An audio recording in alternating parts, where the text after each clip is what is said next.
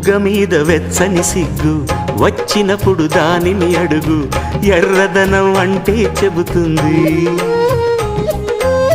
పెదవి కొమ్మ పూసిన పువ్వు అందమైన నీ చిరునవ్వు, తెల్ల రంగు అట్టా ఉంటుంది. నీలో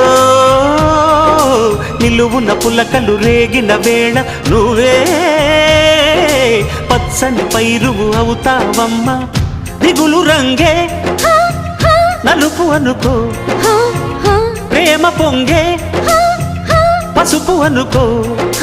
భావాలను గమనిస్తుంటే ప్రతి రంగును చూస్తున్నట్టే, చూపులు ఎవరివైనా చూపించే లోకం ఒకటే.